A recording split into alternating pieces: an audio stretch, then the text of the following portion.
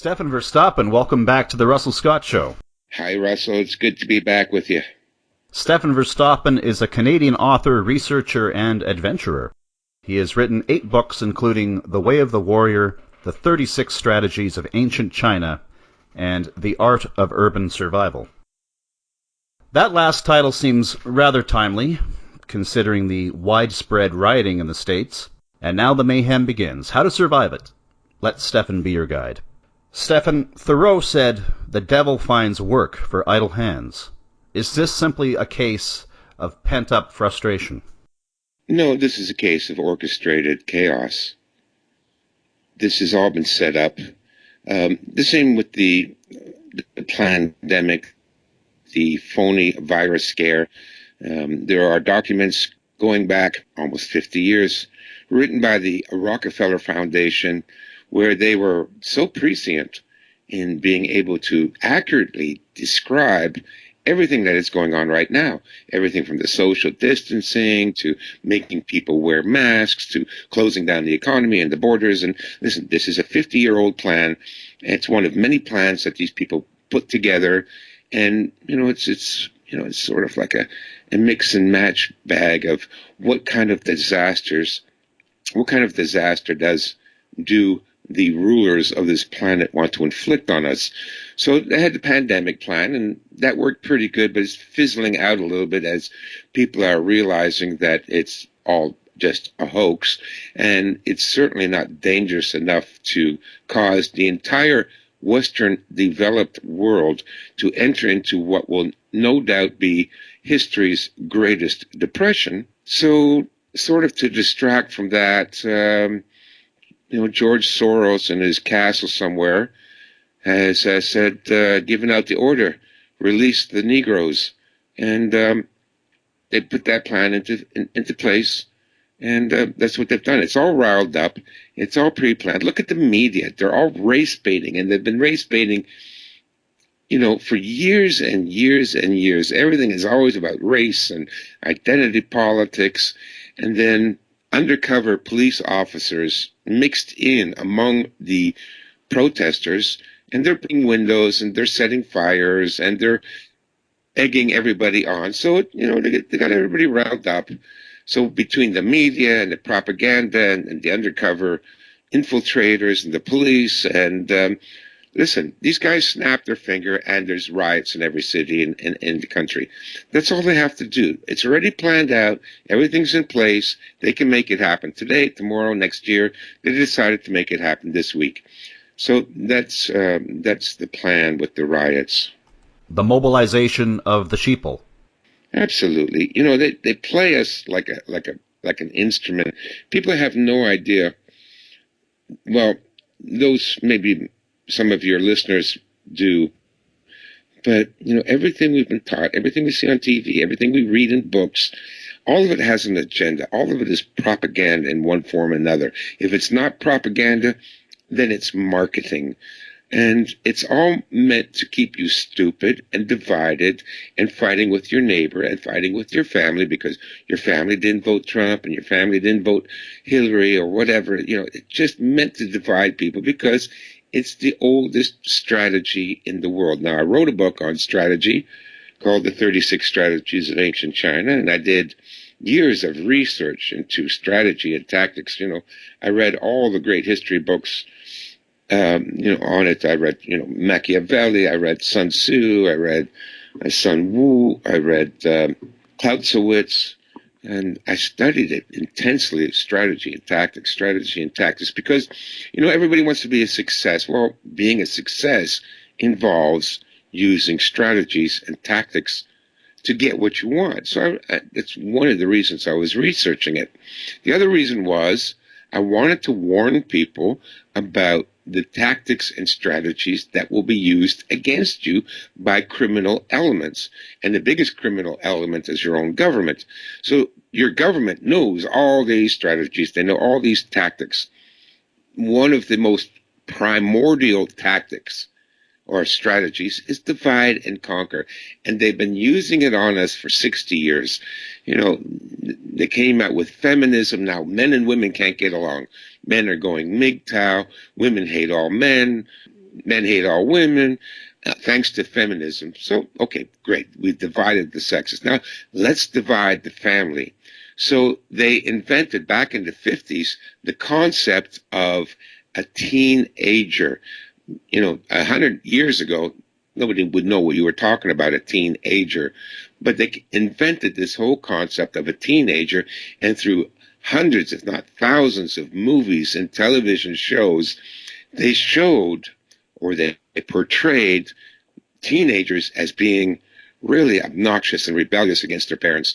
They hate their parents. All the teenagers hate their parents. So we've been fed this meme, this archetype, this imagery that once you turn 13, you have to hate your parents. And so it's worked to a large extent. Teenagers are a menace these days, and nobody likes them, including themselves. But the reason is they've been taught this kind of behavior through the media and the movies. And so now everybody thinks, oh, as soon as you become a teenager, you're going to turn into a dick. And, well, they're right. Teenagers turn into dicks. So they've divided the family. Then they've divided the extended family because, your uncle voted for Trump, but your aunt voted for Hillary or Obama, and now they can't stand each other because at one time, going way back, who you voted for wasn't really that important. It wasn't enough to get you ostracized by your entire family.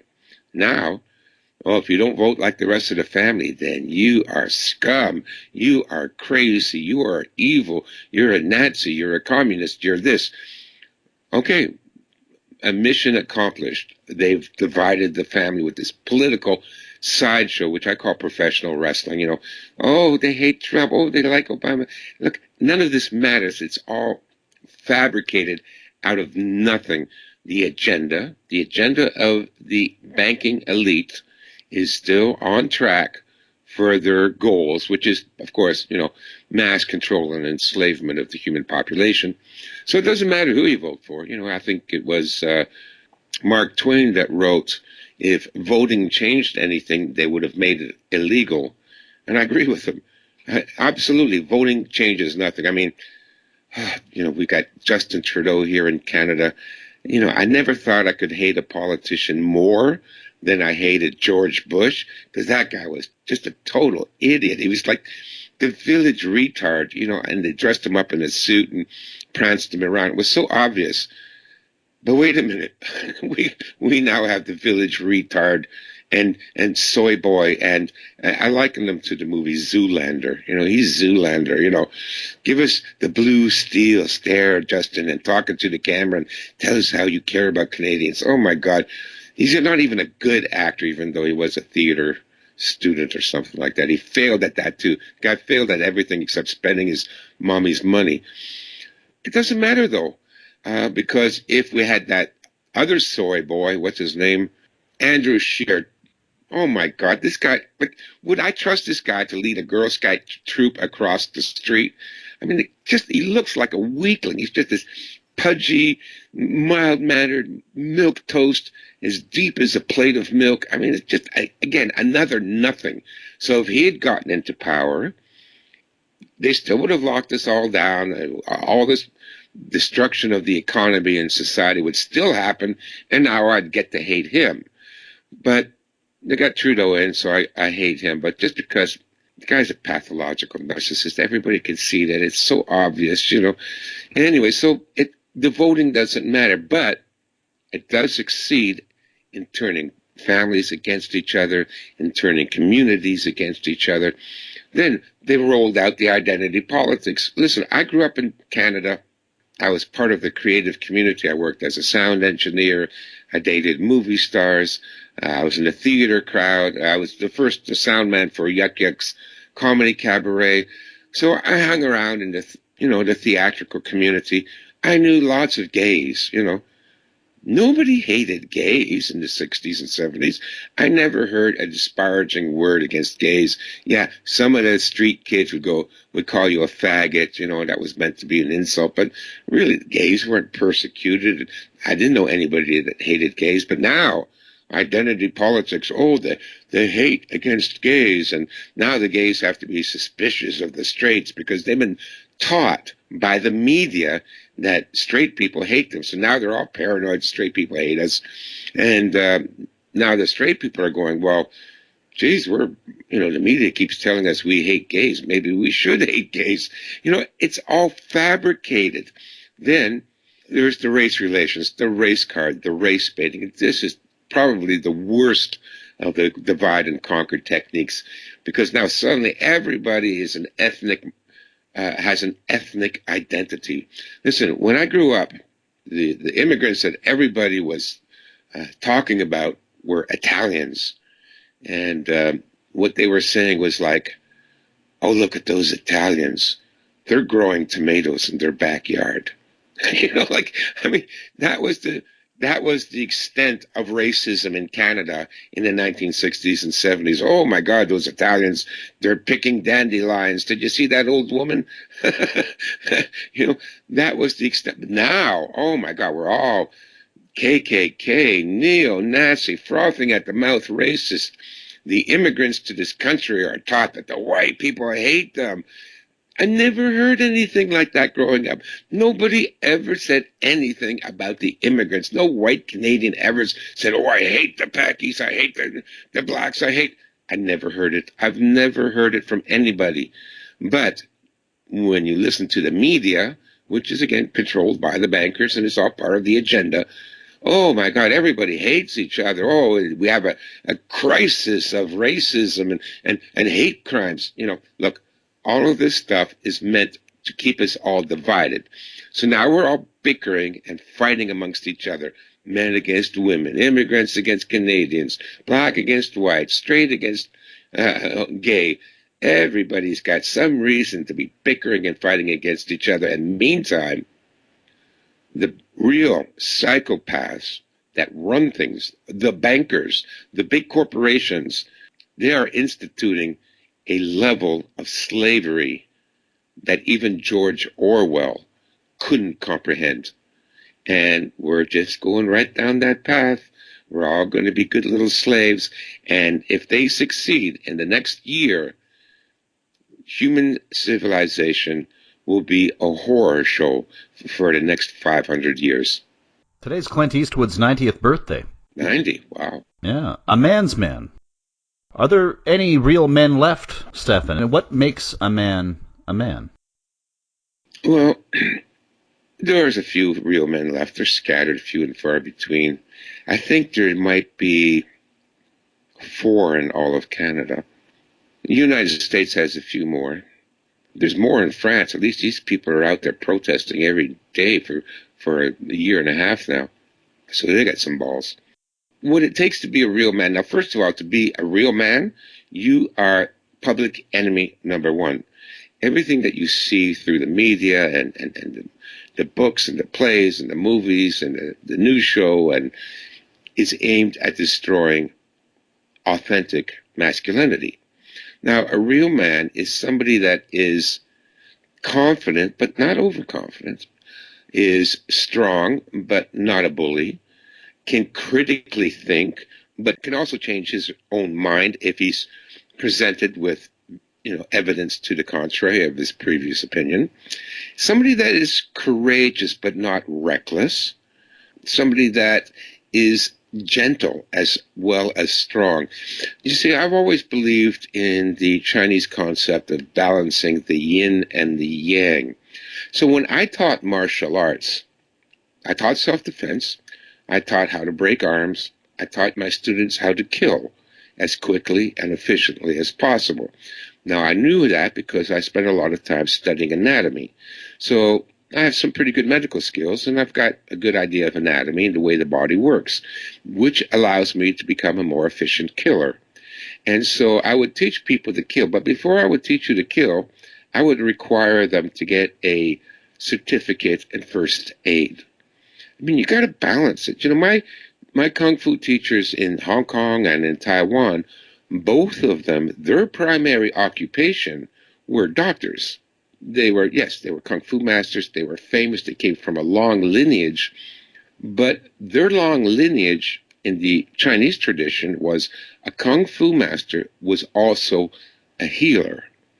And so this is what masculinity needs to understand. We have a kind of twisted view of it that, to be a real man, it's like, you're a stunt man, you're a daredevil, you take chances and risks, and you put other people's lives at risk because of your own recklessness, and you're all about aggression and control and manipulation and bossing people around.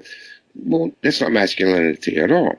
Masculinity is to be able to balance all those attributes of the man, to be strong, but also to be able to be caring, to be able to kill, but also, I always told my students, if I'm going to teach you how to break an arm, I first want you to know how to splint a broken arm.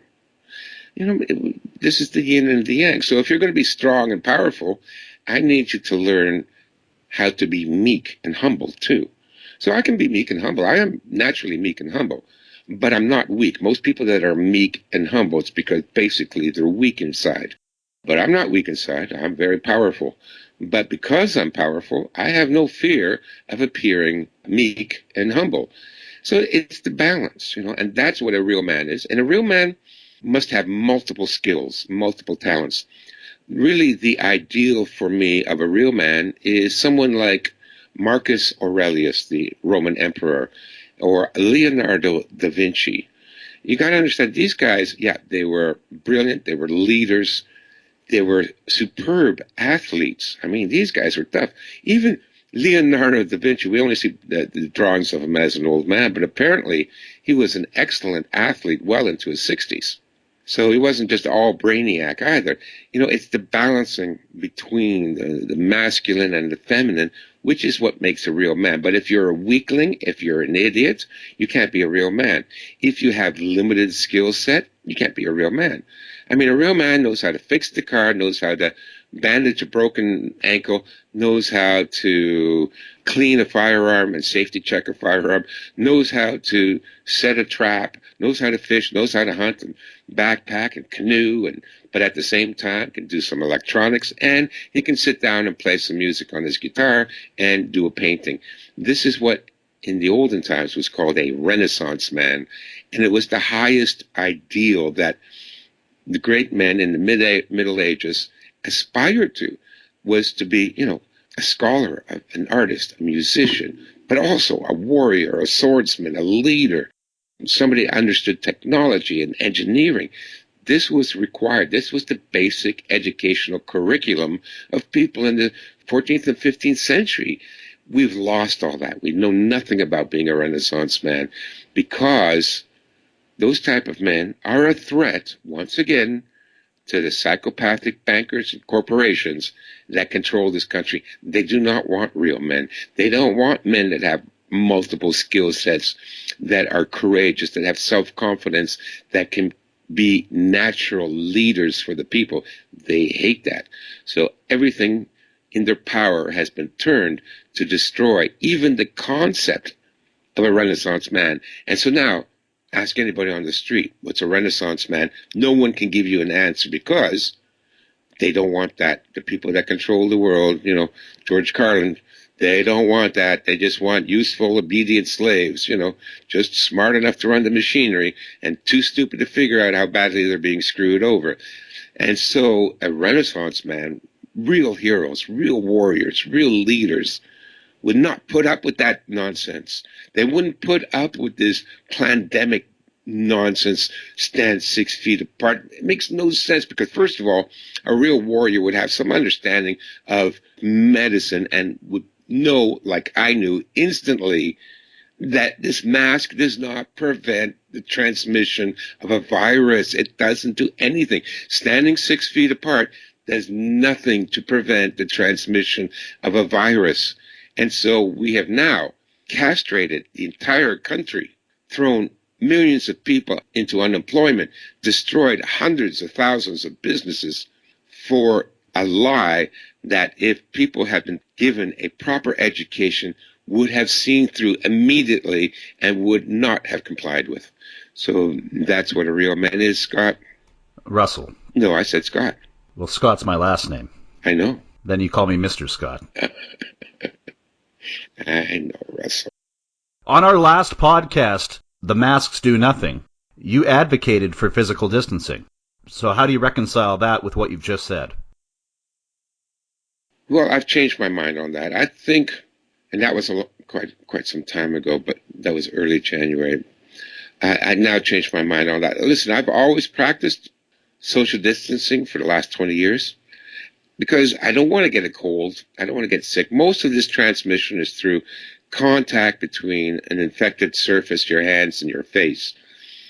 But just on the safe side, I always stayed away. I mean, this virus might not be transmitted by that way, but previous viruses like tuberculosis, smallpox, they could all be much more easily transmitted through airborne particles. And also, what I worry about is right now, this pandemic is just a hoax. But I'm pretty sure coming up in September, they're going to release a real bioweapon. And this one might go airborne. And in that case, then, well, the social distancing is not going to really help you anyways if it really goes airborne. The only thing that protects you against that is, a level 4 hazmat suit with a separate independent oxygen supply. That's the only thing, if they were to suddenly start spraying, the skies with anthrax and things like that, then no, the distancing, the masks aren't going to help you. The only thing that would help you is, like I said, a hazmat suit. And I fear that that's what they're actually working up to. I'm pretty worried that in September, October, this whole pandemic is going to come back, but this time it'll be real, and you won't catch it from each other because they'll be putting it in the water and they'll be putting it in the chemtrails. Isn't it interesting that they've been advocating and pushing for people to be wearing masks, and now we have these protests, and people can loot stores without fear of exposing their identity? It's great, That's a great excuse. I have often thought that if everything collapses, I might want to be one of the first people to go rob the local pharmacy, make sure I get all my antibiotics. And the problem is, you're going to look suspicious wearing a mask. But now everybody's wearing a mask, so I have no hesitancy to rob the local liquor store if I think this is the last chance we'll ever have to go to the liquor store. So it's good, yeah, it's for preppers. I think people are playing with fire going to these protests. And on that note, burning property down is not cool. I don't care what your moral justification of it might be. Firemen die putting out fires. No, it's absolutely, it's absurd on every level. Fucking cowardly. It's cowardly. It's immoral. So let's say I have a fight with my wife. Now I'm really pissed off. So I'll go down the street and there's a 12-year-old girl riding her bicycle and I hammer her in the head. Like it has nothing to do. These riots have nothing to do whether or not this cop killed this black man. I mean, there's no justification for it. It's the equivalent of beating your dog because you had a bad day at the office. I mean, they're cutting off their nose to spite their face. I mean, they're burning down their own neighborhoods. So as if things weren't bad enough because of this artificial fake pandemic destroying tens of thousands of businesses, now they're going to burn down the ones that are still in business. You think these people are going to come back? Those businesses aren't coming back. Once you burn them down, first of all, everybody was on the edge, the brink of bankruptcy anyways because of this COVID nonsense. And now that you've burned down the few that were still open, they're not coming back. So now all those people in the neighborhoods there, they're going to have to get in the car and drive a long way before they can find a place where they can buy groceries and items because they won't be able to buy it in their own neighborhoods. All those jobs are going to be gone. So there's more unemployment, less money to go around. It's just, it's absolutely insanity. So first of all, it's immoral, makes no sense. It's completely illogical to attack somebody else because somebody else did something to somebody else. I mean, come on, people, it's nonsense. It's absolutely insane. If you want to attack somebody, if you want to burn something down, then please, by all means, go to the Federal Reserve building and burn that down. Go to Washington, D.C. and burn down Congress. Yeah, burn them down. Burn down your own local grocery store. It's stupid on stupid. And these jobs, those buildings, those businesses are never going to come back for these people. So it's cutting off your nose to spite your face. And it's immoral anyways. But even if you want to get revenge on the poverty and the racism, then yeah, go ahead. I'm glad to see they attacked CNN, because CNN is one of the biggest race baiting, false news, fake news media outlets there is. Yeah, they're the ones that are getting everybody riled up with all this hatred, so definitely burn them down. They serve not to provide news, but to push propaganda and create civil unrest.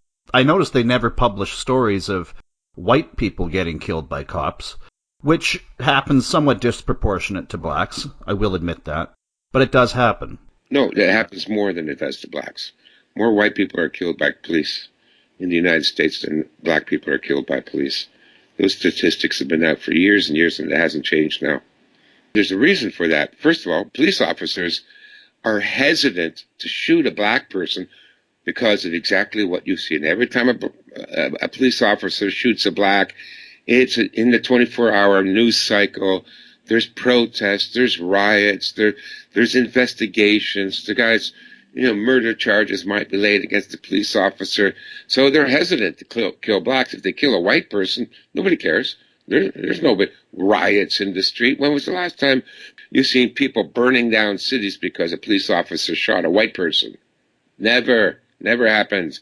So, police officers are free and open to shoot as many whites as they want, but if they start shooting the blacks, better be careful, because then Black Lives Matter and the protests, and then every senator and congressman is in front of the camera or talking about the hatred must stop. Oh, for crying out loud. Everybody jumps on board to make a buck off of it. So, no, the cops don't kill a lot of blacks. Cops kill more whites than they kill blacks. The Art of Urban Survival. How can your book apply to living in the time of widespread riots? My book is actually a prophecy. The way I laid the book out by chapters is my prediction for how the world will go down. And my prediction is based on my article, Historical Cycles, Are We Doomed to Repeat the Past? And it's based on my research on historical cycles, because we all know Santayana's famous quote, "Those that forget the past are doomed to repeat it." So I wanted to see if that was true. And because I'm a big fan of history and I've already done a lot of research, I researched historical cycles throughout history. The rise and fall of the Roman Empire, the rise and fall of, 27 Chinese dynasties, the rise and fall of the dynastic lines of England, and there's definitely a pattern.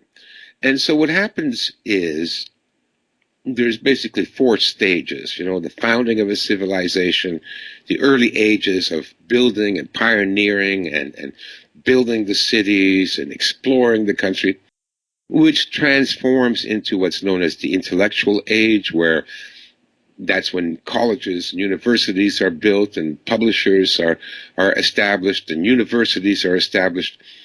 Then this evolves into what's known as the merchant age, where now the focus is on business and creating wealth and upward mobility and people having more money and more time. But all of this eventually peters out. The merchant age always becomes corrupt, always. The money always corrupts people over a long term. In the beginning, it's good.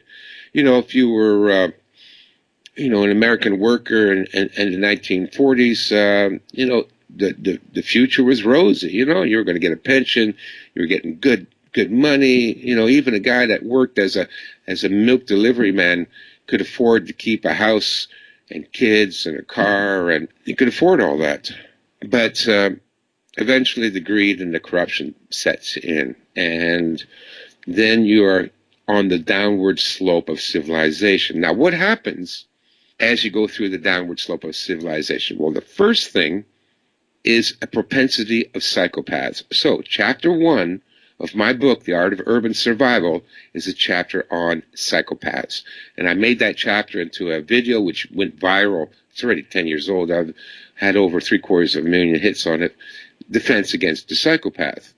So, because they come out of the woodwork during the downward spiral.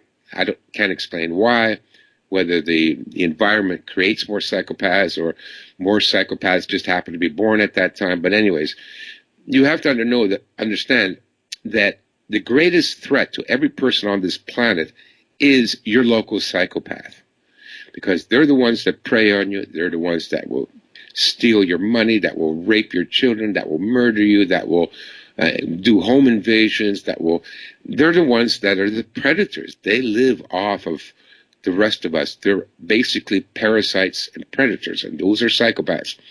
So chapter 1 is on psychopaths. You have to know how to spot them, because if you can't spot them, they will con you, and the end result will be your poverty and misery. Then, next thing that happens is there'll be an increase in crime. It just makes logical sense, because now, through hyperinflation or deflation or what's going on now, we're at the beginning of a depression. People get desperate. There's not enough jobs. There's not enough money. And so when people get desperate, they turn to crime. So the second chapter in the book is all about crime prevention. What to do with home invasions, what to do if you're being followed down the street, what to do if you're taking a taxi, even what to do if you're being pulled over by the police. You got to understand, the police are part of the criminal gang as well at this stage in history. Then the next thing that happens, and this is very odd, but we've seen this in China, and I've seen it throughout history, is an increase in natural disasters. And look, we're seeing it again. You see floods and droughts and hurricanes and tornadoes and earthquakes and forest fires. Australia practically burned down 3 months ago. California practically burned down 6 months ago. I mean, these things all start to happen. So you have to be prepared for a natural disaster to occur, whatever that natural disaster is, everything from earthquakes and fires to floods and hurricanes. They tend to increase during this downward spiral of civilization. Why? I don't know. There's some cosmic rhythm in all that. The Chinese used to say that God had withdrawn his support for the existing regime and therefore made all these disasters happen.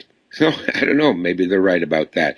We now have a corrupt, disgusting bunch of murderous pedophiles that run practically the entire world. If there is a God, he would be punishing us right now. Maybe a big flood coming soon.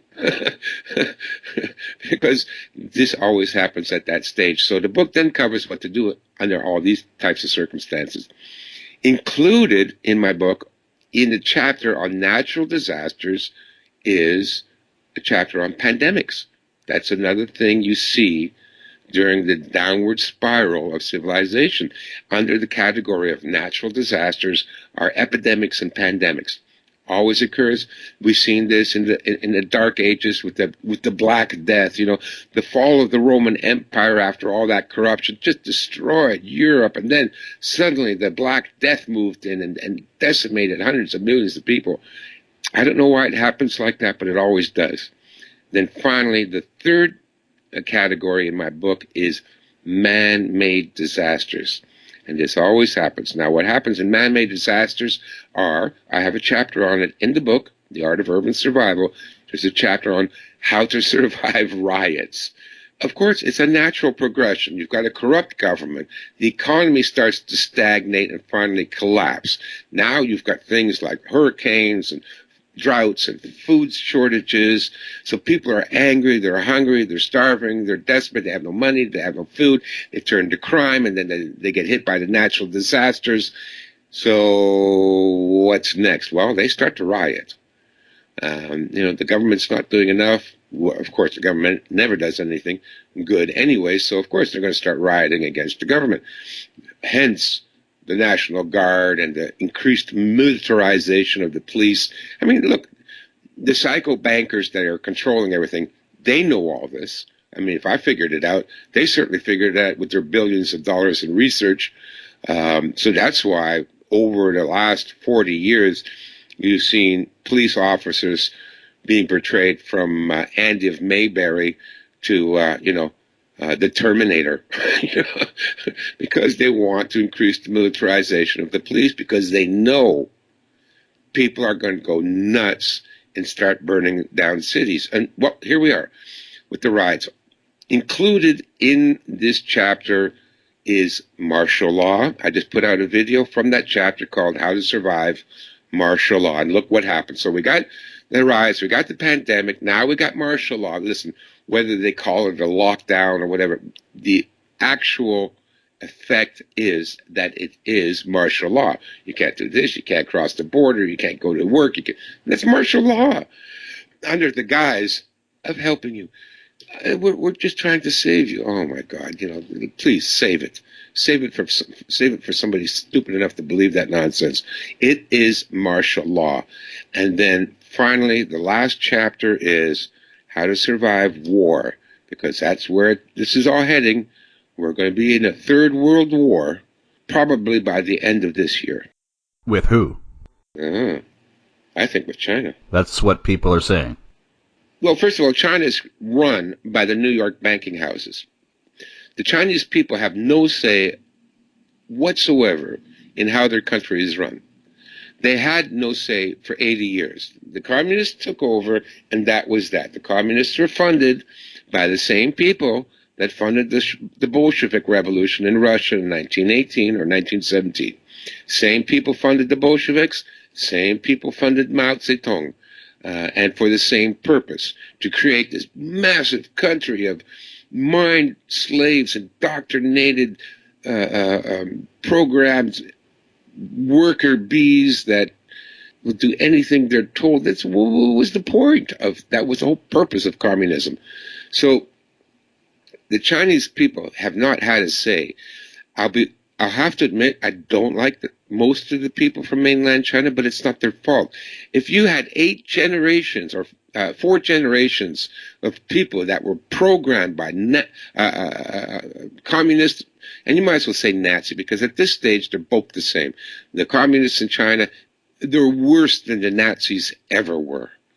Far worse. The Nazis wouldn't dream of abusing the population the way the Chinese abuse them, and the way the Russian Bolsheviks abuse the Russians and every other Eastern European country that they managed to get their hooks into.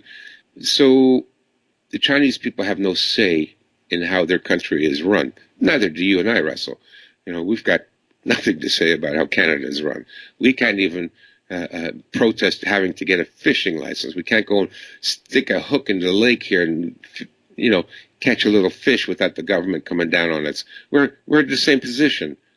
But the Chinese government, you see, in the 4,000 years of Chinese history, China has never been the aggressor. Their entire history is revolved around trying to protect what they have from outside invaders. That's why they got the Great Wall of China. They were always butt up against the grasslands of Mongolia and Central Asia, and there were 2 different cultures. There was the pastoral culture of the Mongols and the Xiongnu and the Turks, and then there was the agrarian culture of the Chinese, and the 2 could never mix and match. So they built a wall around them. Their whole history is of trying to defend China against invaders, and they were invaded many, many, many times. They were invaded by the Tibetans. They were invaded by the Vietnamese. They were invaded by the Mongols at least 6 times.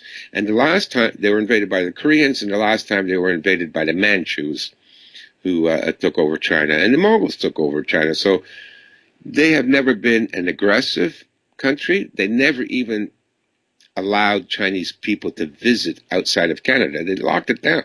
Outside of China, excuse me. They locked it down. That's why the Chinese that came over to North America back in the 1800s to work in the gold mines, they were not allowed to go back to China because they would be executed because they left China. So you got a country that was always, staring at its own belly button, wouldn't even let people go out and explore, and now suddenly, within the last 20 years, they're building islands in the South China Sea. They've got aircraft carriers and hypersonic missiles and giant military parades, and that Xi Jinping there, Winnie the Pooh character, that psychopathic dictator, is warning the Chinese people, we are going to be at war. And now they've got border skirmishes with India, and they're really increasing their military presence throughout the world. They've bought out half of Australia. They threaten Indonesia and Bali and Southeast Asia. They're everywhere, throwing their weight around. This has never happened in Chinese history.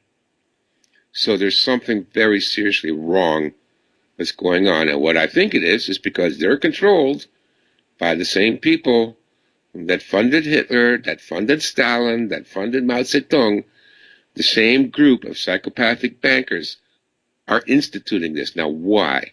Because they want World War III, and they want China to be their pawn.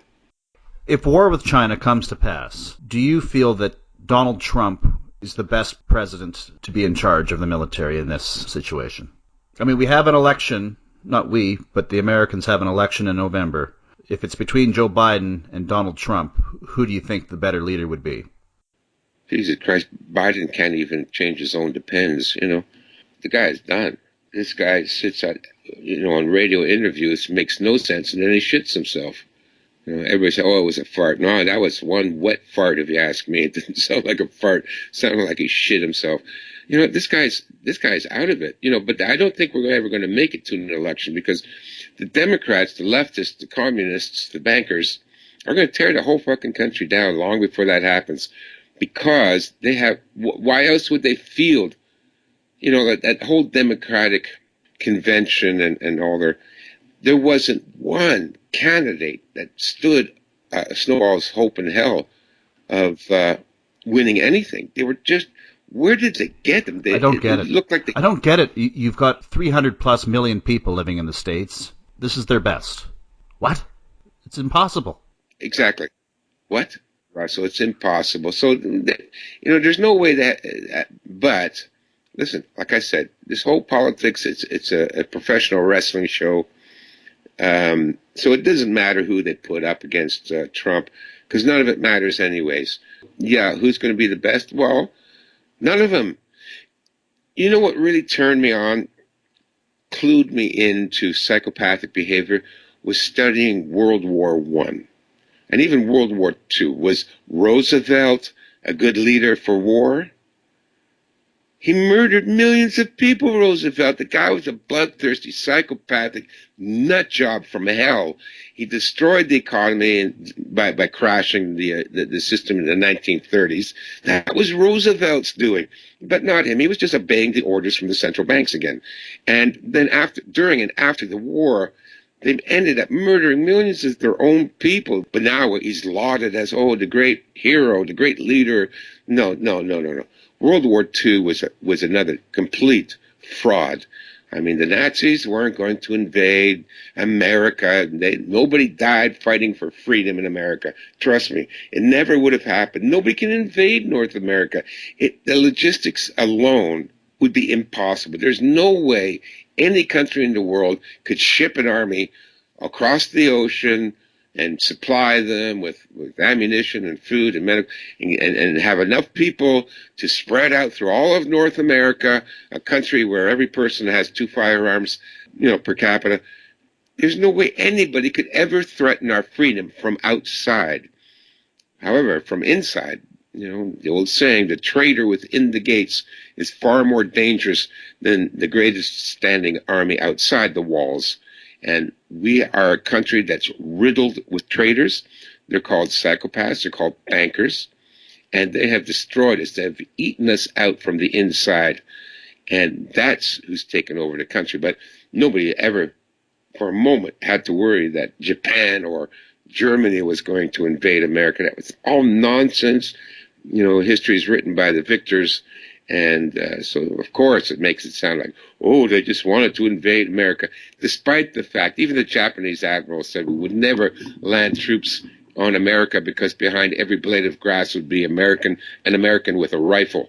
They knew that, Nobody in their right mind ever threatened America. But, so was Roosevelt a great wartime leader? Oh, bite me. No, the guy was a disaster. But what really opened my eyes to how treacherous and evil government is was World War One. Those poor boys. They were, these were Norman Rockwell paintings. They were 16, 17, 18-year-old Idaho farm boys, that bought into the media nonsense. Oh, go and save America's freedom. And they were shipped off to Europe to spend 5 years in a ditch, in a mud-filled ditch, blowing each other's heads off and blowing their cousins' head off, because most of the people in America are descendants from Germans and families that moved in there. We're all related, Everybody's got a third cousin removed that lived in Germany. So all these people were sent over there to butcher their own family. The poor Germans, read All Quiet on the Western Front. What a tragic story, They bought into the same media nonsense. And who was behind all this media? It was the banks. They fed it to both sides. They fed it to the American farm boys, said, oh, boy, go and become a hero. The war will be over in 2 weeks. You'll come back a hero. All the girls will love you, and you can get your own farm. And they said the same story to the poor German farm boys. Oh, we have to go and fight for the Kaiser and become a hero. It'll only take 2 weeks. And then they got them out there and they butchered them. There was no other way to describe what happened to the soldiers that fought in World War I. It was completely unnecessary. And every strategy and tactic was designed by the generals to kill their own troops. I mean, I'll give you an example. There was the famous General Pershing. They named a tank after him, the Pershing tank. And he's got a big statue there at West Point. On November 11th, what was it, 1919, he received word that they were going to assign an armistice at 11 o'clock in the morning. So that's why we have Memorial Day, 11/11/11, because they signed that armistice. He knew in advance that they were going to make peace. The war was going to be over in 3 hours. So he ordered his men to launch a full frontal attack on German positions. Everybody get out of your little mud pit, run across 2 football fields without any cover or place to hide, directly into machine gun nests. And thousands of boys were murdered and thousands more were horribly injured. And this guy knew the war was going to be over in 3 hours. And he threw all these guys and killed them all, as if he had killed them all personally. And there's a statue of him, and he's a great hero. Look, Russell, nobody ever volunteered for the army, for God's sake. It's nothing what you think it is. It is a meat grinder. And what they do is they go, oh, there's a lot of young men, and they all want jobs and wives. We want their wives, and we're too greedy to create businesses so that they could have jobs. So, oh, I know, we'll start a war and we'll send all these young boys out there to get murdered. It's a eugenics program. It's a mass slaughter. And that's why it doesn't matter if Trump's in charge, if Hillary's in charge. They've already got it set up. They've been funding China. Who sent China all their technology for their missiles and their tanks and all that? How did they get all that? So, because the Chinese don't invent things on their own.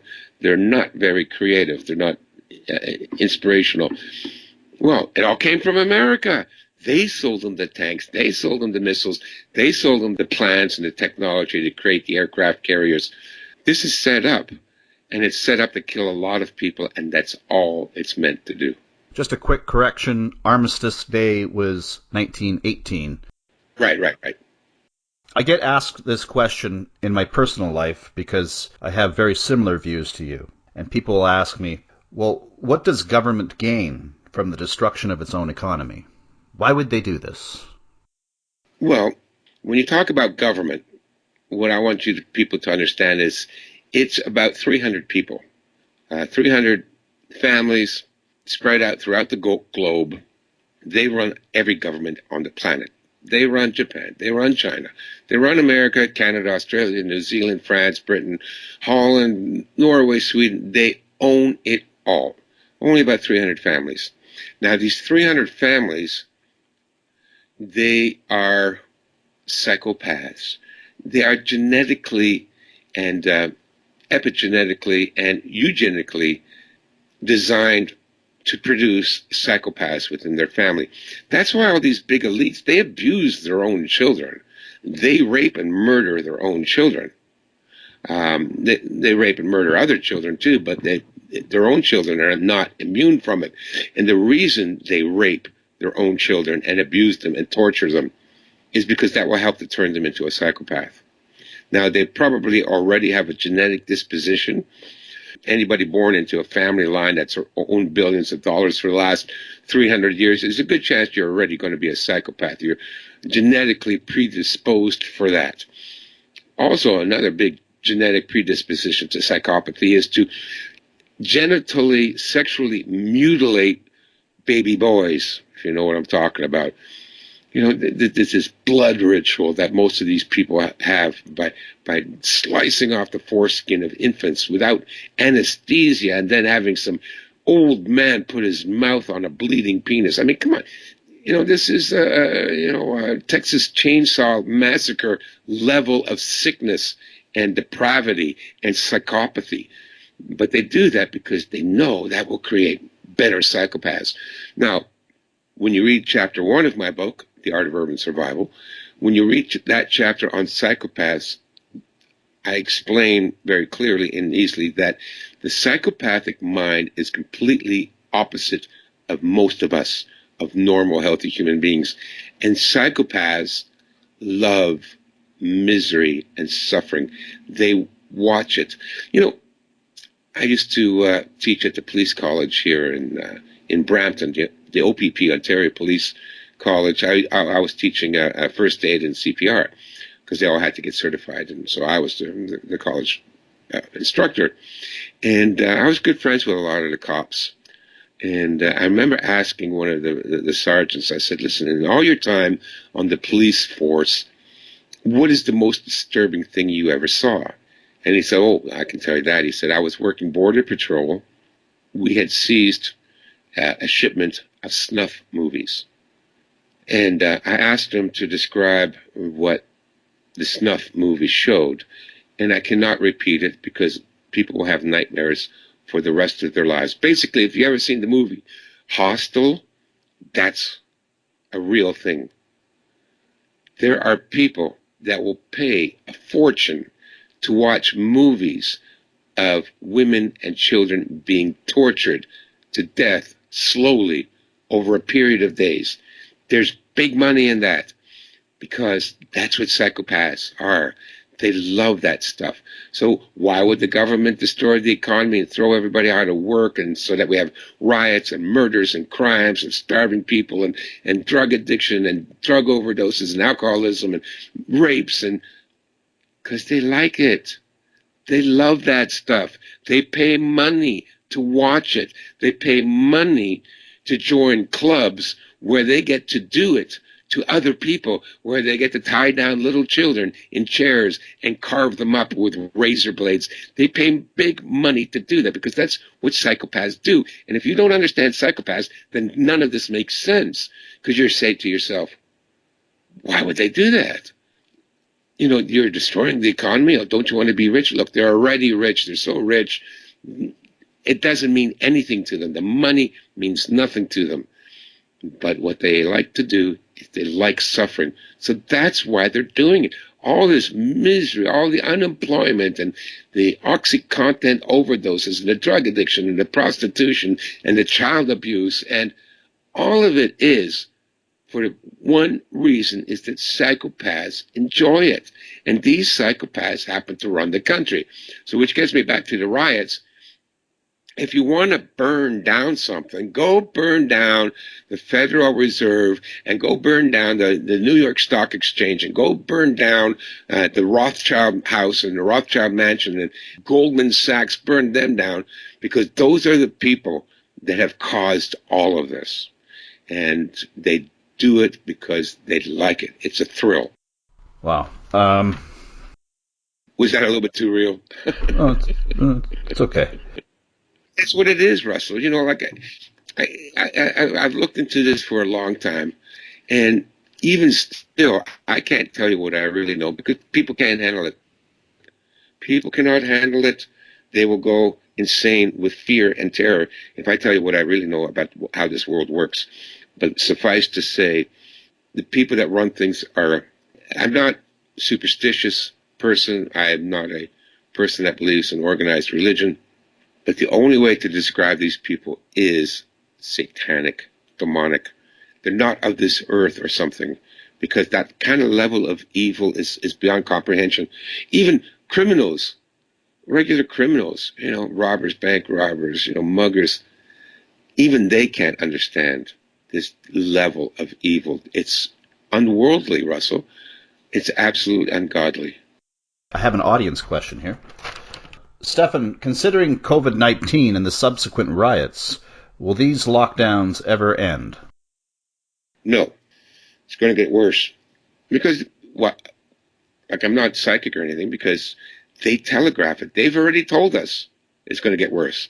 They've already, they roll out the propaganda, and you just have to listen to the propaganda. And what are they talking about? Well, remember when this all came down, it was just, we're going to close it down for 2 weeks. Now, here, 3 months later, can't go to your cottage. You can't go and sit in the park. Oh, we'll spray a circle in the park, and then you can sit there. I mean, oh my God, it's just gotten crazier and crazier. We got to flatten the curve. It'll take 2 weeks. Now, 3 months later, the economy is on the brink of the greatest depression ever. People still can't get in a car and drive to the cottage. We can't go over the border to go shopping in Buffalo. And what are they saying? Well, we might have to keep this up until September. But then they say in September, the second wave is going to happen. What are they going to do during the second wave? Well, they're going to lock it down even more. So, no, this is never going away. This is what they want. This was the plan all along. It's not going to back off. How can the audience get in touch with you, Stefan, if you entertain such things? Sure. China Strategies, one word, .com. It has nothing to do with China. I got that domain name because my very first book that came out over 20 years ago is called China Strategies. So in those days, everybody was saying, you got to get a website. It was a novel idea at that time, right? Back in the late 90s. And your website should have a domain name that's the same as your book. So China Strategies is the name of the book.